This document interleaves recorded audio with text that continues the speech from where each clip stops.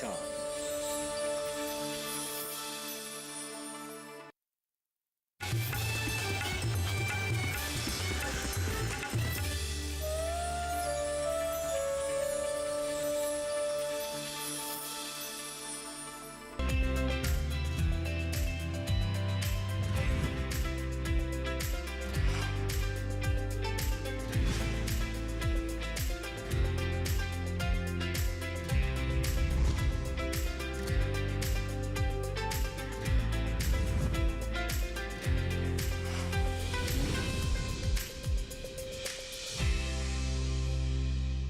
नमस्कार, दूरदर्शन किसान के कार्यक्रम सफल किसान में स्वागत आप सभी का। मैं हूं आपके साथ आदिति शर्मा। हमारे इस कार्यक्रम में लेकर आते हैं हम आपके लिए सफल किसानों की दास्तानें, ताकि आप उनको जानकर उनसे प्रेरित हो सके। आज के हमारे इस कार्यक्रम में ऐसे ही कुछ सफल किसानों से हम आपकी मुलाकात करवाएंगे। तो फिर आइए कार्यक्रम की शुरुआत करते हैं। सबसे पहले रुख करते हैं मध्य प्रदेश के बुरहानपुर का। बता दें, यहाँ के निवासी हैं तुलसीराम झामरे, जो जैविक खेती को अपनाए हुए हैं। अब जैविक खेती का चलन चल रहा है, ऐसे में किसान इसे बढ़ चढ़कर अपना रहे हैं और इसमें सफलता भी हासिल कर रहे हैं। तो आइए आज के हमारे पहले सफल किसान से करते हैं मुलाकात।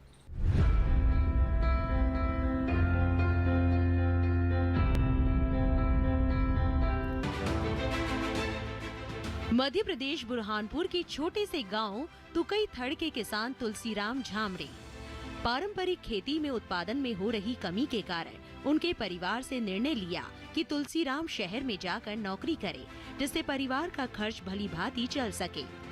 तुलसीराम जी ने सबसे पहले गुजरात की एक निजी कंपनी में नौकरी शुरू की, लेकिन परिवार में कुछ परेशानियां आने लगी, जिसके कारण इन्हें अपनी नौकरी छोड़नी पड़ी। इसके कुछ समय बाद ही तुलसीराम भुसावल में एक फैक्ट्री में काम करने लगे। यहाँ जैविक खाद बनाने का काम किया जाता था। इसी दौरान उनका कई किसानों से मिलना होता था। उन किसानों ने भी उसी समस्या का जिक्र किया, जिस समस्या के कारण तुलसीराम जी को खेती छोड़नी पड़ी थी। हालांकि इस दौरान कुछ किसान ऐसे भी थे जो जैविक खेती करके भरपूर पैदावार ले रहे थे। यहीं से तुलसीराम जी ने वापस गाँव आकर जैविक खेती करने का मन बनाया। तुलसीराम जब शहर में नौकरी कर जीविका चला रहे थे, तब उनके भाई खेतों की जिम्मेदारी संभाल रहे थे। वो अपने खेत में सोयाबीन, कपास, गन्ना और केले की फसलें लगाते थे, जिनमें रासायनिक खाद का बड़ी मात्रा में इस्तेमाल हो रहा था। इसके बाद भी उत्पादन में गिरावट हो रही थी और लागत में इजाफा। रासायनिक उर्वरक के इस्तेमाल से शुरुआत में तो अच्छी पैदावार मिलती है, लेकिन धीरे धीरे मिट्टी इन उर्वरक पर ही निर्भर रहने लगती है, जिससे लागत बढ़ जाती है और पैदावार में कमी होने लगती है। तुलसीराम जब गांव से लौटे तो उन्होंने 5 एकड़ खेत में जैविक खेती शुरू की। इसके पहले तुलसीराम जी ने कृषि विज्ञान केंद्र के विशेषज्ञों से मिलकर जानकारी एकत्रित की और मिट्टी का स्वास्थ्य अच्छा करने के लिए जीवामृत का इस्तेमाल किया। इसके बाद तुलसीराम जी ने केले की खेती की। वो बताते हैं कि शुरू में जो फसल आई वो बाकी किसानों के बराबर ही थी, लेकिन अच्छी बात ये थी कि औरों के मुकाबले लागत कम थी। तुलसीराम जी बताते हैं कि उपज की गुणवत्ता के कारण ही उनकी फसलों की मांग भी बनी रहती है। इसके लिए वो सोशल मीडिया का सहारा भी लेते हैं, जिसमें लोगों को जैविक खेती के प्रति जागरूक भी करते हैं। महाराष्ट्र में मैं जब जैसा आया, खाद की कंपनी थी, उसमें मैंने मार्केटिंग का जॉब चालू किया। तो वहाँ से मैं किसानों से जुड़ते गया। 3000 लोगों का मेरा नेटवर्क बना। लोगों से अलग अलग तरीके से मेरी पहचान होती गई। वहाँ से मेरे को ऑर्गेनिक खेती के बारे में सब कुछ मालूम पड़ा और उसमें ही मेरे को शुगर हो गई। वो शुगर देखकर मैंने सोचा कि मैंने एमपी में मेरा जो खेत है वो मैं खुद करना, और वहाँ पर मैं एमपी में सेटल हो गया। एमपी में सेटल जैसा हो गया, खेती करने लगा, तो मेरा भाई, उसके साथ मेरी खेती थी, उससे मैंने लेके खेती चालू की। तो मैंने जैसा चालू किया वैसा ही मैंने ऑर्गेनिक की खेती चालू कर दी। पहले ही स्टार्ट से मेरे पास कुछ नहीं था, टोटली जीरो था, और फर्स्ट साल से ही मैंने ऑर्गेनिक खेती चालू की। तब से मैंने जीवामृत का वापर किया। जीवामृत का मेरे को मार्केटिंग जब करता था तब से मेरे को किसानों से मालूम पड़ा था।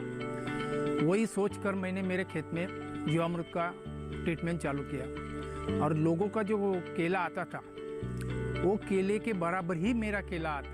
पहले ही साल उतना ही आया, और इनकम भी वैसे ही आई, मगर लोगों से ज़्यादा आई क्योंकि मेरा खर्चा कम हो गया।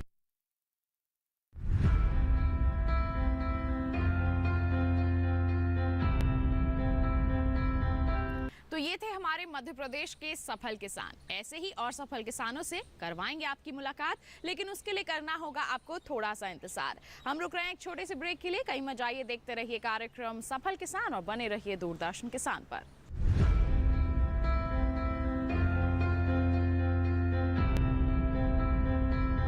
ग्रामीण विकास मंत्रालय द्वारा प्रायोजित जनजातीय महिलाओं को बनाया स्वावलंबी। 1483 हेक्टेयर में तसर रेशम की खेती करने में महिलाओं को मिला सरकार का साथ। महिला किसान सशक्तिकरण परियोजना आत्मनिर्भरता की ओर एक महत्वपूर्ण कदम, केंद्रीय रेशम बोर्ड द्वारा कार्यान्वित।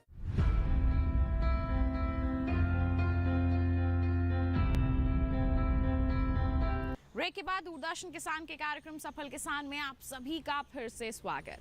आइए अब आपकी मुलाकात करवाते हैं कैथल हरियाणा के हमारे एक सफल किसान से। नाम है इनका कुलदीप धारीवाल। क्या करते हैं? ये भी जैविक खेती करते हैं। जी हाँ, जैविक खाद तैयार करते हैं और उसका इस्तेमाल अपने खेतों में करते हैं। किसी भी तरह का रसायन ये बिल्कुल भी इस्तेमाल नहीं करते हैं।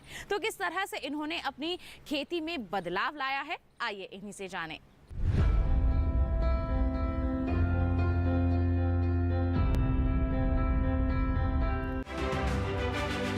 हरियाणा के कैथल जिला का एक छोटा सा गांव छौत, खेतों में फसलों को दुलार करते ये हैं किसान कुलदीप धारीवाल। यूं तो खेती किसानी के लगभग सारे साधन इनके पास हैं, लेकिन ऐसा हमेशा से नहीं था। संपन्नता के पीछे संघर्ष की कहानी होती है। 7 पीढ़ियों से किसानी कर भरण पोषण करने वाले इस परिवार ने हर तरह के संघर्ष का स्वाद चखा है। पहले इनका परिवार कृषि के छोटे से हिस्से और पशुपालन से ही अपना गुजर बसर किया करता था, लेकिन कुलदीप ने पीढ़ियों से चली आ रही इस परिपाटी को तोड़ा और खेतों को कामयाबी का रास्ता बनाने की ठानी। हमारे दादाजी और हमारे परदादाजी और हमारे पिताजी भी, वो भी पुश्तैनी खेती का काम है हमारा। हम पेशेवर 7 पीढ़ी से किसान हैं और मेरे पिताजी भी, वो भी एक साधारण फार्मर थे और मेरा एक साधारण फैमिली के अंदर जन्म हुआ था।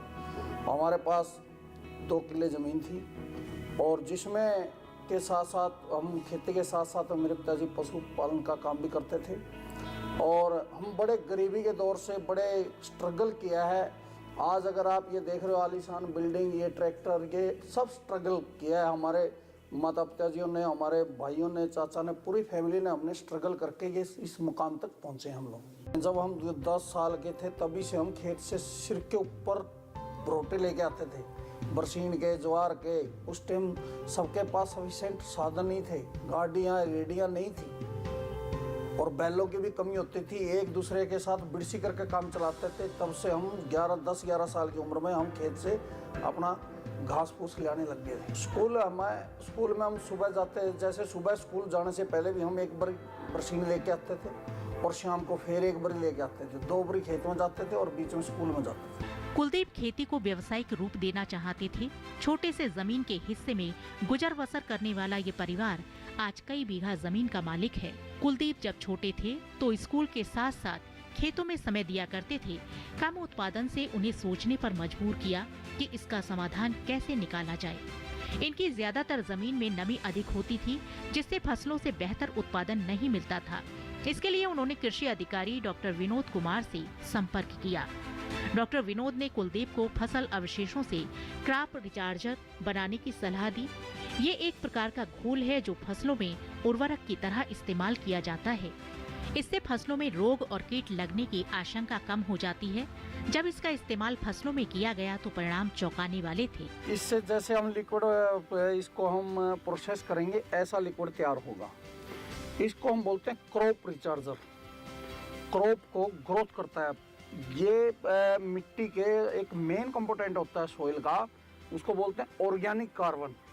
जिस जमीन का ऑर्गेनिक कार्बन कम होगा वो जमीन बिल्कुल बंजर हो जाती है, वो कोई पैदावार नहीं दे सकती। जिस जमीन का ऑर्गेनिक कार्बन सही होगा वो हर फसल हो सकती है, उसके अंदर कोई बीमारी नहीं आएगी उस फसल के अंदर। जो भी उस खेत में फसल लगाओगे आप, तो ये मेन सोइल के मेन कंपोनेंट को बढ़ाएगा।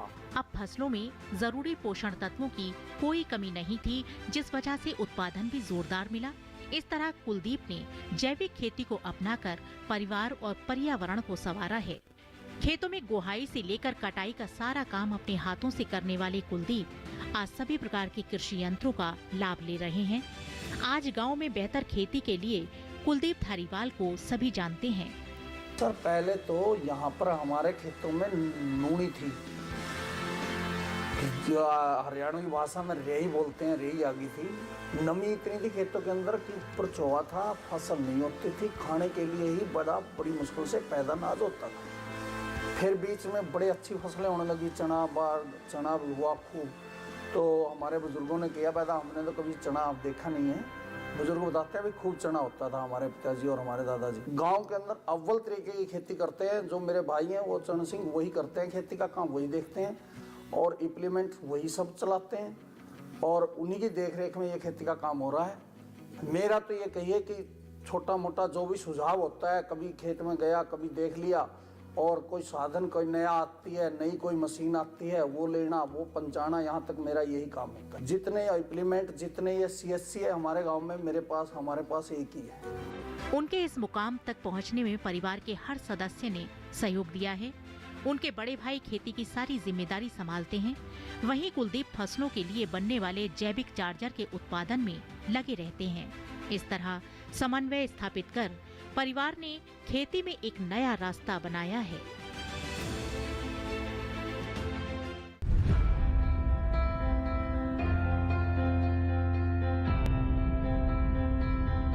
तो ये थे हमारे कामयाब किसान कुलदीप धारीवाल। ऐसे ही एक और किसान से करवाएंगे आपकी मुलाकात, लेकिन एक छोटे से ब्रेक के बाद। कहीं मत जाइए, देखते रहिए कार्यक्रम सफल किसान और बने रहिए दूरदर्शन किसान पर।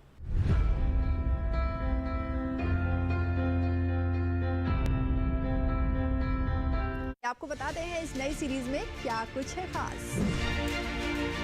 जानेंगे कि हमारे व्यूअर्स किस तरह अपने पैसे को सही जगह इन्वेस्ट कर अपनी सेविंग्स में इजाफा कर सकते हैं।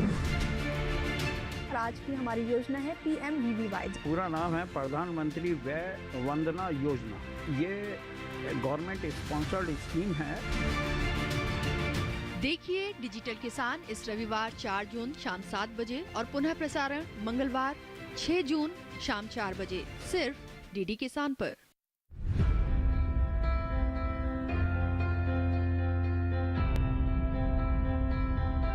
ब्रेक के बाद दूरदर्शन किसान के कार्यक्रम सफल किसान में आप सभी का फिर से स्वागत है। किसान भाइयों बहनों, अब खेती का परिवेश बदल रहा है। अब हमारे किसान रासायनों का इस्तेमाल ना करके जैविक तरीकों को अपना रहे हैं। जी हाँ, ऐसे ही हमारे किसान हैं विक्रम सिंधु, रहते हैं ये खांडा खेरी हरियाणा में, जैविक खेती कर रहे हैं, जैविक उत्पादों की बिकवाली करके अच्छी आमदनी भी अर्जित कर रहे हैं। तो किस तरह से इन्होंने जैविक खेती को अपनाया और किस तरह के लाभ इन्होंने हासिल किए, आइए जानते हैं।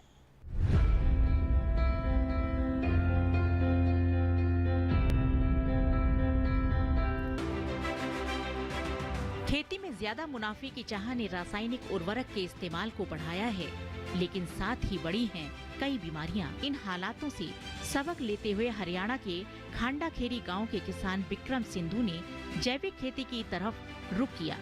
विक्रम ने न सिर्फ जैविक खेती को अपनाया बल्कि कई किसानों को अपने इस लक्ष्य से जोड़ा। उन्होंने इसके लिए एक प्रशिक्षण केंद्र भी खोल रखा है, जिसमें किसानों को प्रशिक्षित किया जाता है। साथ ही मुनाफे को किस तरह से बढ़ाया जाए, इस पर भी कई अहम कार्य किए जाते हैं। पुलिस विभाग में कार्यरत विक्रम सिंधु अपने वेतन का करीब 75% खेती में खर्च करते हैं। उनका खेती करने का उद्देश्य लाभ कमाना नहीं, बल्कि किसानों में जैविक खेती के लिए जागरूकता लाना है, जिसकी वजह है एक हादसा। कई साल पहले विक्रम के ही गांव के कुछ लोग कैंसर की बीमारी से ग्रसित हो गए, जिसने उन्हें अंदर से आहत कर दिया। जब विक्रम को जानकारी मिली कि कैंसर की बीमारी के पीछे रासायनिक खाद है, तब उन्होंने रासायनिक मुक्त जैविक खेती करने का प्रण लिया। साथ ही लोगों को रासायनिक खेती के दुष्परिणामों को समझाते हुए जैविक खेती के महत्व को समझाया। शुरुआत में इस अभियान में 3 किसान भी शामिल हो गए। विक्रम के सहयोगियों ने मिलकर करीब 12 एकड़ जमीन पर जैविक खेती की शुरुआत की और इस तरह बाकी किसानों के सामने उदाहरण पेश किया कि किस तरह बिना रसायन के सिर्फ गोबर की खाद और गौमूत्र के इस्तेमाल से बेहतर पैदावार ली जा सकती है। आज उनके इस कारवां में 2000 से अधिक किसान जुड़ गए हैं। साथ ही करीब 12,000 एकड़ भूमि में जैविक खेती की जाती है। जहर मुक्त खेती के लिए विक्रम ने किसान प्रशिक्षण केंद्र बनाया। ज्यादा से ज्यादा जानकारी लोगों तक पहुंचे, इसके लिए उन्होंने व्हाट्सएप पर एक ग्रुप बनाया और धीरे धीरे इस सफर में करीब 30,000 से ज्यादा किसान जुड़ गए, जिनके सहयोग से करीब 15,000 एकड़ में जैविक खेती की जा रही है। इसके अलावा किसानों को ज्यादा से ज्यादा मुनाफा मिले, इसके लिए विक्रम ने मल्टी लेयर फार्मिंग के बारे में भी जानकारी देनी शुरू की। कम जगह में ज्यादा उत्पादन लेने के लिए किसान जैविक खेती के साथ साथ मल्टी लेयर फार्मिंग को भी अपना रहे हैं।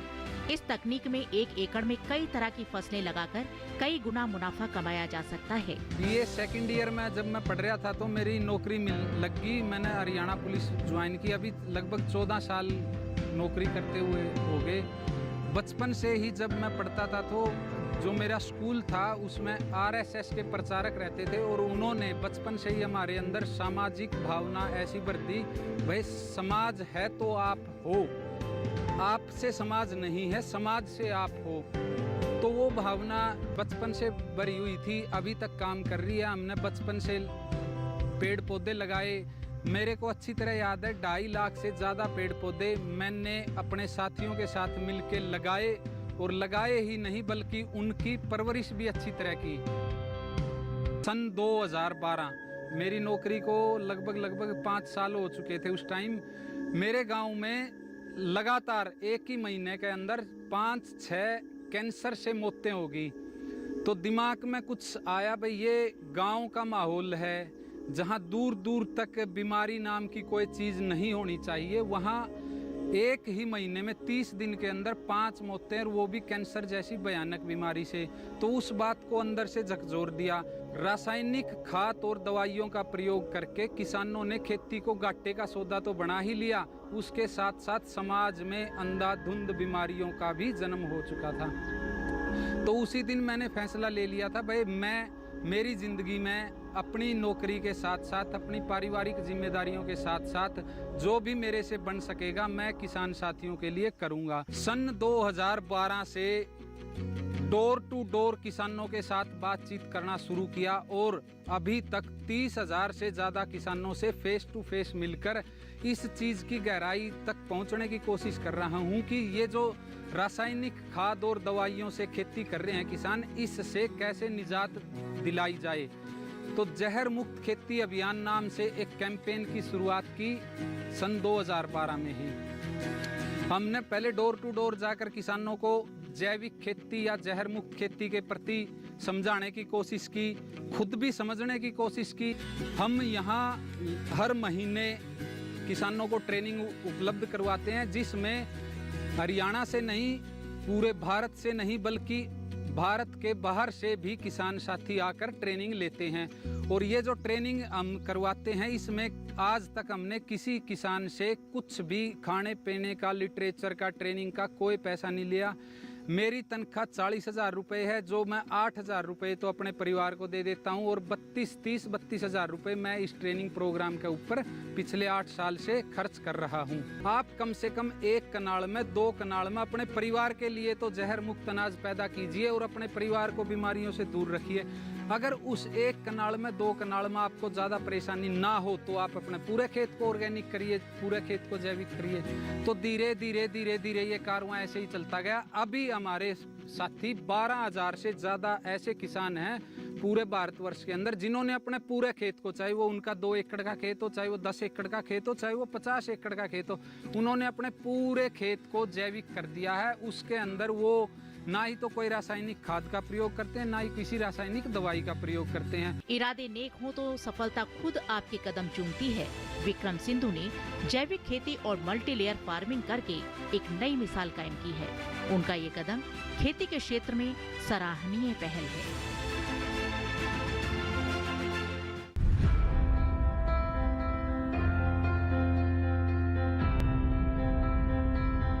तो ये थे हमारे आज आज के सफल किसान। उम्मीद करते हैं कि इन तीनों ही सफल किसानों से मुलाकात करके आप इनसे ज़रूर प्रेरित हुए होंगे।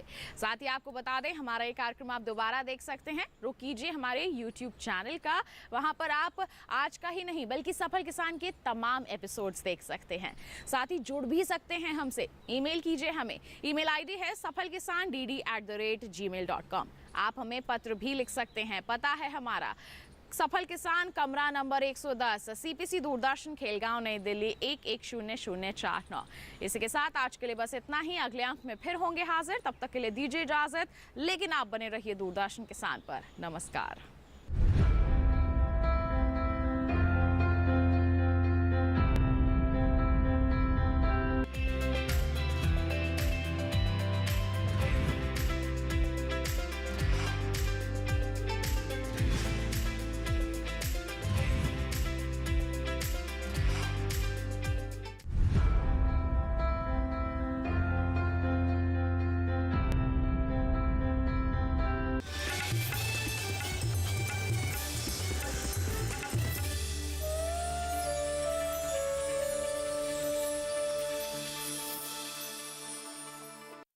इस